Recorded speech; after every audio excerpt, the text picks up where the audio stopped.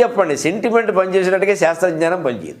ఇంకెక్కడి నుంచి ఆయన సిరంజిలో వాడిన మందు, దాంట్లో ఉండే రసాయనాలు అన్నీ చెప్పి ఇది చంపే మందు కాదయ్యా మాకు ఇవన్నీ చెప్పకండి సార్, మీరు తీసారు ఆయన పోయాడు అంతే. మీకు ఎన్ని శాస్త్రాలు చెప్పినా పని చేయమండి, ఈ సెంటిమెంటే పనిచేస్తుంది. అందుకని అలాంటి స్థితిలో ఓ డాక్టర్ గారు అనుకునేవాడు సరదాగా, ఆయన కూడా వచ్చిన వాళ్ళ దగ్గర అంటూ ఉండేవాట సరదాకి, ఎరా ఇంకా వాడు ఉన్నాడా, మనం చేస్తే కానీ వాడు బాగలేరు బట్టి ఊళ్ళో వాళ్ళు కూడా అలాగే సరదాగా తీసుకునేవారు. ఈ స్థితిలో ఈ డాక్టర్ గారు, ఈయన తమ్ముడు కూడా వైద్యుడే, మరి కుటుంబ వైద్యం కదా, అది మళ్ళీ అందులో అలాగే ఉంటాయి, దానివల్ల కొన్ని కలిసి వస్తాయి. ఈయన ఆసుపత్రి ఆయన కలిసి వస్తుంది, అంతకంటే ఉంది.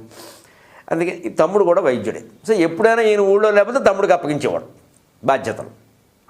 అలా ఊరు మొత్తం ఏదో నడిచేది. ఓ రోజు ఈ ఆచార్యుల గారు సైకిల్ వేసుకుని ఆ శ్మశానం నుంచి అడుగుతున్నట్టు, ఊరవతలు ఉంటుంది కదా శ్మశానం, అక్కడ ఒక ఏదో శవదహనం అవుతుంది. వెంటనే అడిగాడు, వెంకటరెడ్డి గారు అన్నారు. వెంకటరెడ్డి గారు అదేంటి మనకు తెలియకుండా ఎలా పోయాడు అన్నట్టు. ఇక్కడ ఆయనకి 80 ఏళ్ళు అని వెంటనే ఓ శ్లోకం చెప్పాట, జ్వలంతం చితిముద్దిశ్య వైద్యో విస్మయతాం గతక, జ్వలంతం చితిముద్దిశ్య వైద్యో విస్మయతాం గతక, నాహం గతో నమే భ్రాత, నాహం గతో నమే భ్రాత, నాహం గతో నమే భ్రాత.